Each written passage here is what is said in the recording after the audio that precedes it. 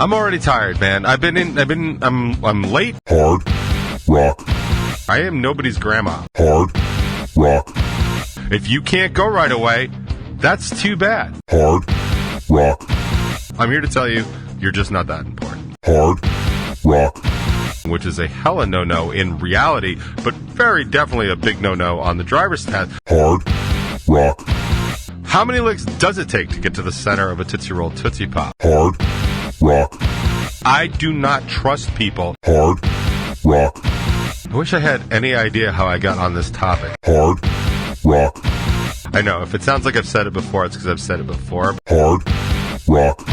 Can you share that with like 5,000 of your closest friends? Hard Rock. Joey also said I was cute. Hard Rock. My brain is like, yeah, cool, let's do extra work to make this happen. And the rest of my brain is like, dude, didn't you just say you're doing too much work? And of course, the rest of my brain is like, yeah. So it doesn't really matter. Hard Rock. Most politicians are going to be either an R, or a D. Hard Rock. I feel like I finally said something funny. Hard Rock. If you don't have 2 drops of pee that refuse to come out before a show, what are the troops even fighting for? Hard Rock Lunchbox.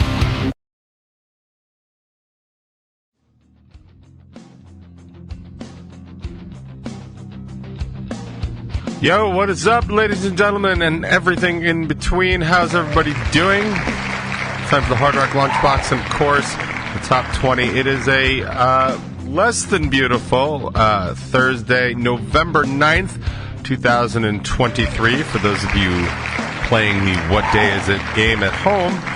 And we are back. We are back live because that's what we do here on Thursdays, a live show.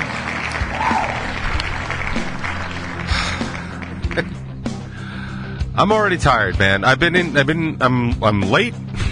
I'm late and I'm tired, and I am just so falling apart. It is bananas. Like I know this is not like super uncommon, but like, especially in this day and age, like people's general health post-COVID has been pretty bad, and like during and like concurrent with, and certainly everything going on, the political divide is not making anybody any better either. I mean, the level of stress coming from just sheer agitation and this kind of like clan warfare kind of nonsense that's going on in the world is just, or is at least in our country, it's just wearing everybody out. And I'll say this, and this is going to make me sound the oldest that anything has ever made me sound, but like, I'm getting to the point where I'm starting to have trouble driving because of the literal aggression and stupidity of other drivers. It is, for the first time in my life, a position and a place where I am afraid of what other drivers are going to do. And it's not because like I can't handle it. Like, honestly, like if I get in a car accident, like that's going to be bad for me and the car and all that other stuff. But like, there's a lot to that. Like, money-wise, like, insurance isn't going to cover anything because the insurance game is just all about like messing people up and screwing people over. There's some physical concern, like you don't want to get hurt. There's a lot of people driving very large vehicles. And as much as I love my Subaru, like, I realize it's inherently a little dangerous to be driving it because it's one of the smaller SUVs, and that really shouldn't even need to be said. But like I was coming home the other night from rehearsal, and I was going to rehearsal. I was going to rehearsal the other night, and like, I was almost hit or involved in an accident 4 or 5 times. And it's only an hour, you know what I mean? Like, and it's people just zipping around me. And like, I am not a slow driver. I am nobody's grandma. Like, seriously, like, the only time I drive like remotely the speed limit is late at night when I'm coming home. I will set the cruise control to 59 miles an hour because I go through notoriously known speed traps. So like Lido Boulevard, like That's how they used to pay for their police force down there. So I know that you're not supposed to speed there. I know you're not supposed to speed on Meadowbrook South. Apparently, Southern State Parkway, nobody gives a shit, and it's the Wild West. But I'm literally just driving to be safe because I've had so many people creep up on me at 90 miles an hour plus around the turns, kind of in the Baldwin area, and that's crazy. Like, I watch this shit coming in my rearview mirror, and I'm like, this dude's gonna hit me. Not to mention, like, half the people, like, you see are, like, completely illuminated because they're looking at their phone. Like, I got news for you, man. If you're one of those people that's doing 80 or 90 miles an hour, unless your wife is pregnant and you need to get to the hospital right away, like, there is really no reason for you to be on your phone driving that fast. Like, there just isn't. You're not that important. I'm here to tell you, you're just not that important. And that's cool. But it is just getting so remarkably dangerous with those two, with that combination of those two elements, right? So you have the people that, like, just don't know how to drive, right? There are people that just pull out in front of you on the ramp, on ramps and stuff, or just even in just normal traffic because they don't want to wait their turn, right? Like, this is what we've been saying about, like, sort of the political and social divide that's been going on over the past, say, 5 years, probably even more, but, like, really noticeable over the past 5 years. Like, people literally just don't care, and they don't care about you, and they only care about them. It's this sort of like selfish existence, like, has just really ramped up since the Trump days, and they'll just pull out right in front of you because they don't feel like waiting. Like, dude, it's against the law to do that. Like, you're supposed to yield to oncoming traffic. You just are. If you can't go right away, that's too bad. Leave earlier, go on a different exit or whatever. Like, you're just not allowed to do that. And then, of course, I've always talked about the people that insist on doing 55 miles an hour in the passing lane. And I keep telling you, everybody that will listen to the sound of my voice, like, in every other state in the union, if you're cruising along in the passing lane, you're committing a moving violation. You're not allowed to do that. You can get points for that if you're driving through Virginia. You get points in your license. Points aren't good, in case you don't know that. And by the way, the sheer volume of things that I think people just don't know is like bananas. Like, Charlotte was telling me about, she's got her road test in a couple weeks, right? And we put it off mainly because we're just not in a super hurry. Like, we've kind of got our eye on college in September, and, like, that she's going to really need to drive for, but we haven't been in a super hurry for it.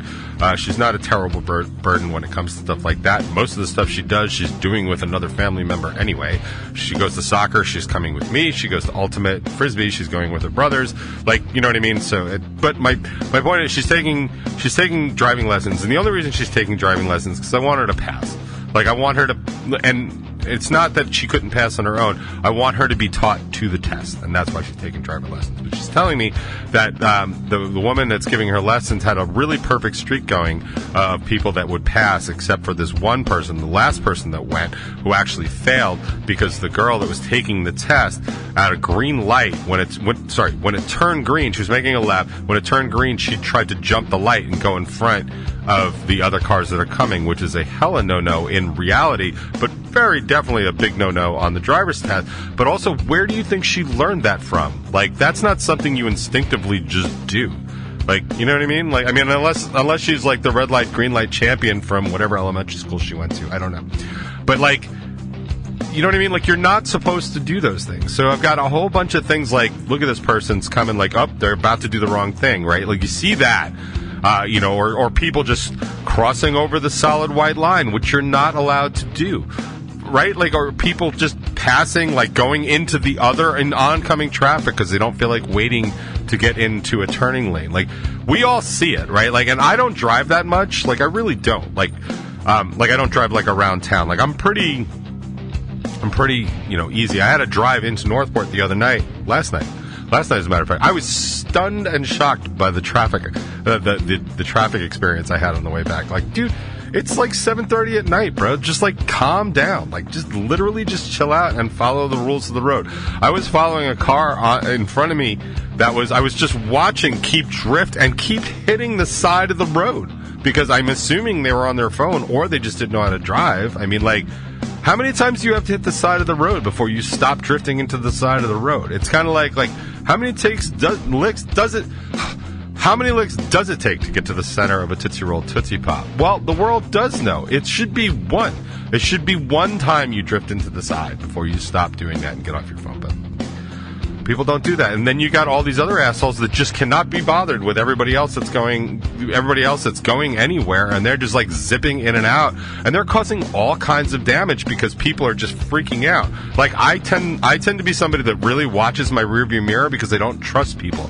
I don't know if that's come across over the decade length of this show, but I do not trust people, and I certainly don't trust them on the road because most people are assholes, and people are getting absolutely worse. So they're becoming, you guessed it, bigger assholes. And where do they take that out? In their little tiny cars. And they're just racing all around the parkways and stuff like that. It's just, I forget who I was listening to. It was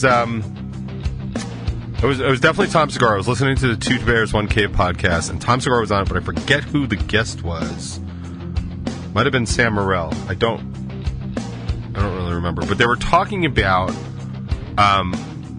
the way people act towards each other, and I think they were talking specifically about things people say, and like horrific things that people will say to you, like online and stuff like that. But they were talking about how the stuff you say to other people from the safety and sanctity of your own car, like the things you actually say about the person in front of you, like, and I'm kind of guilty of that, like, but I'm not, like, there was somebody just killed recently, like in a road rage incident. Like, I'm not going to do that. Like, that's not my thing. Like, I'll be pissed, but like, I've realized over the years that I've got to calm that down because that's going to be the thing that takes me out, probably in the form of a stroke or a heart attack. So I don't want to do that anymore. So I'm trying to be a little bit more chill about things, but like, I'll let bad behavior just go and like try and ignore it, but bad behavior is encroaching on my right to exist, and I don't like that. And so now I'm considering stuff like, do I start carrying rocks in the car to throw at people? Like, do I need to get a gun? Can you imagine me with a gun? Like, man, I have a bit of a temper. Like, I don't think I'd be shooting people, like, just for mouthing off. But, like, you know, I might Homer Simpson it and try and shoot the top off a beer can if I needed to. I wish I had any idea how I got on this topic. So I'm going to stop that and go into some light housekeeping. There's a new episode of the Top 20 out because it's Thursday, and that's what we do every Thursday when we're not wearing pink. Being nervous feels good. I talk about what it's like to, when I was talking to Jimmy about how he was nervous for the Bacon is My Passion show, and like what an interesting feeling that really is, because it really does turn on all the senses. It also tends to turn on the bladder and sometimes the colon if you're not careful. I do remember my very first show. When Narcotic Gypsy was on tour, when we were on the Ozfest, my very first show, I remember standing next to Mike, who was the other guitar player, and he said, what did he say? I can't remember it exactly, but it was effectively, I have 2 drops of pee in my penis that just will not come out. And that, to me, has always represented what, like, you know, pre-show jitters is. Like, if you don't have 2 drops of pee that refuse to come out before a show, what are the troops even fighting for? Like, that's a legitimate level. That's a legitimate level of stage fright, or pre-show jitters, rather. So I also talk about how a tangent is formed, understanding adversity, my Lost Wikipedia page. It's a good episode. Give it a look. Give it a like. I know I say this a lot. I may actually start trying to advertise some of the top 20 and see if I can monetize some of it. I don't want to. I'm not opposed to doing commercials, and we've done them for the channel. Not the channel. For New Regale Radio, because New Regale Radio has bills because they have licenses to pay and stuff like that. So I don't have a problem with that. But I don't know that I'm going to do commercials like on the show itself. I don't really have enough time for the top 20, but I may just start trying to like advertise it a little bit better. I know if it sounds like I've said it before, it's because I've said it before. But like, I'm really trying to look around and see where I can like not necessarily make some money, but like offset some costs and stuff like that. And it doesn't cost me all that much to do the top 20. It's really just time. But it'd be nice to sort of offset that. So I may start doing that. So please like and share and subscribe, especially if you hear anything that makes sense to you or like stuff. I do get comments from time to time, but strangely not like on YouTube, which is weird. Like I always get a comment or 2, usually from like Bill. and we basically further the discussion, which I really do enjoy doing that. Like anything that furthers the discussion, like I'm all for it. But I get like comments about like, oh man, I saw your thing, you make a good point this week or whatever, and I'm like, cool, can you share that with like 5,000 of your closest friends? Like, I don't know. It really is about going all in, right? Like it just always was. Like I remember even in my music career thinking like, one of the things that's stopping me and my band from moving to the next level is me and my band stopping us from moving to the next level, which is unfortunate, but it does take a bit of a commitment. Like, you really kind of have to have like no outside obligations to really just go for it. I mean, when I was in Narcotic Gypsy, I barely had, other outside obligations. Like, it was hard enough. But, like, I definitely could have toured there. I had the support to do it, and I probably could have figured it out, especially if we were making the money that we were making on tour, which was pretty good. It was not bad at all, and it was definitely covering some expenses, so that was kind of cool. But, like, dude, I don't know what it's going to take. And I don't know how I got off on that tangent either, so I'm just going to shut up. And so Discussions and Drinks on Bacon Is My Podcast is the part 2 of Mike Goes Ghost Hunting. I started listening to part 1. Very interesting. You should check that out. They did an episode Rewind with Annie Stoic this week. Check that out. There is no interview, as far as I can tell, this past Monday, but the one from before that, I think... Well, the interview is it's not the interview, it's the 3rd anniversary show, which I was on. Joey from Neon Skyline was also on. It was nice to hang with Spencer from Under Oath. Josh from Silverstein was on. Leah from Lawless Leah was on. And AJ from Werewolves was on too. So if you haven't had a chance to check that out, it was fun. I don't remember anything about it whatsoever because I was super exhausted, but like it was definitely fun to hang out. Joey and I were like hanging out like a bunch of teenage girls stuck in math class because he started texting me while we were on there. And Joey also said I was cute, so...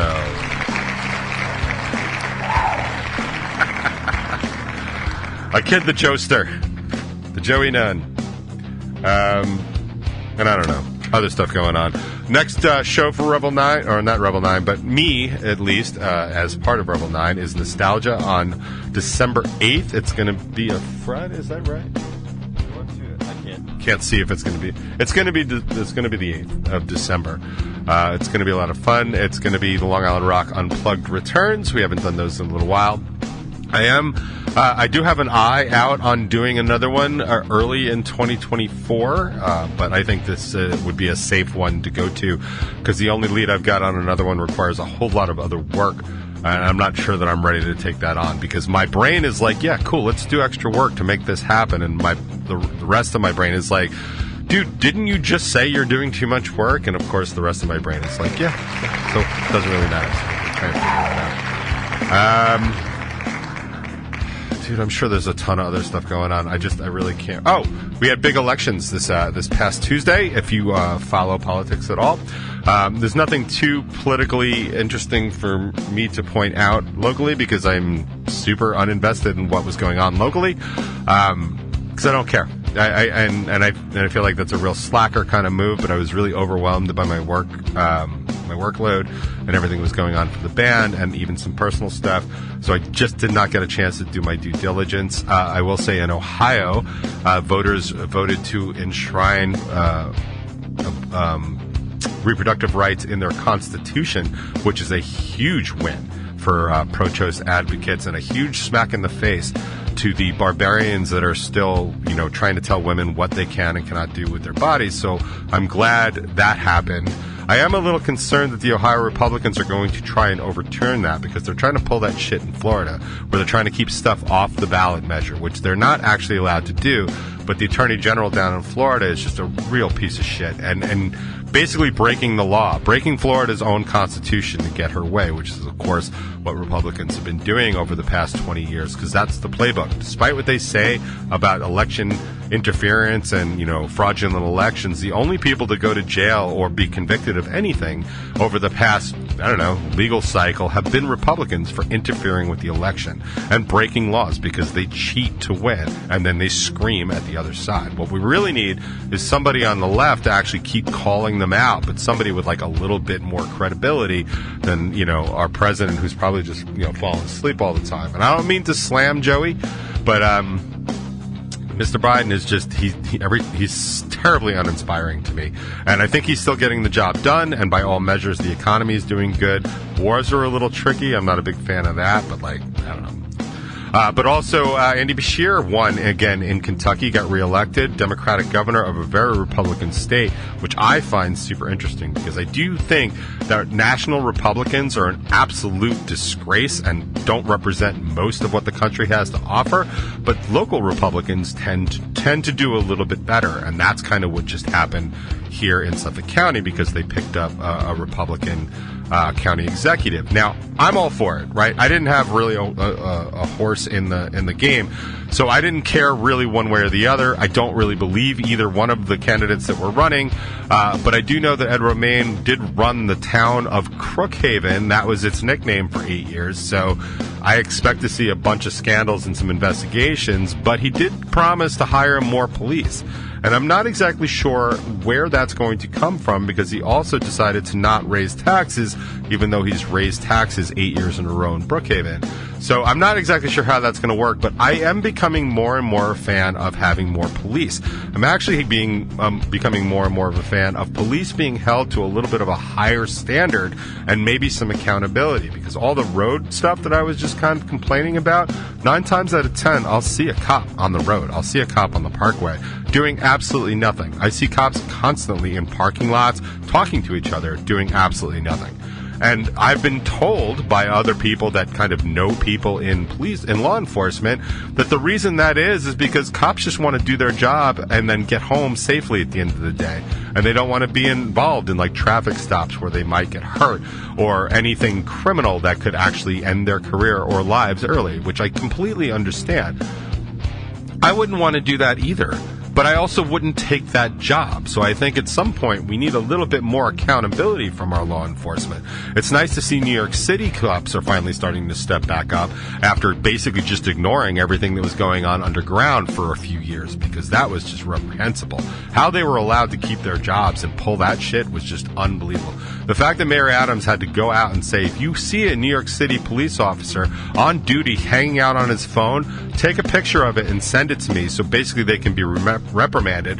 I thought it was genius, but it's absolutely unbelievable that in this day and age, we have to tell police officers to stay off their phone while they're working, and while there's so much crime apparently going on in New York City. Well, that happens in Nassau County and Suffolk County too. Take a look around the next time you see any cops just kind of hanging out in a mall parking lot. I realize that they're there for deterrence, but they're also there to do a job, and they truly, truly are not doing those jobs. Otherwise, people would be getting pulled over, and people would be getting arrested, and porch pirates would be getting arrested, and all this other stuff. But none of that's happening, and everyone's blaming whatever, crime on whoever they want to. But who are the people that are actually supposed to enforce these things? If you've ever watched an episode of Law and Order, you'll know that police are the people that enforce these laws, right? That's their job. Are they doing it? I'm not seeing it so much. So I'm interested to see what Romaine's going to do. They want to be tough on crime? I'm all for it. And as a Democrat and a registered Democrat here in Suffolk County, I don't mind that there's a Republican Suffolk County executive, because I want to see if he's going to do a good job. And the only reason I'm telling you that is because that is correct. That is the right attitude each and every one of us should have when one of our elected officials basically ascends to the office of governance. Don't think they're going to do a shit job right away. Let's see what they can do. Maybe they'll do a great job. And if they don't, let's all call them out on it, because I don't want to be part of a tribe or a clan that just covers the ass of their own simply because they're an R or a D. That's stupid. Because honestly, most politicians are going to be either an R or a D, if you know what I mean. And with that, I will finally stop talking because I feel like I finally said something funny. I'm not going to top it today, I assure you, unless you count A Day to Remember as topping it, which I do.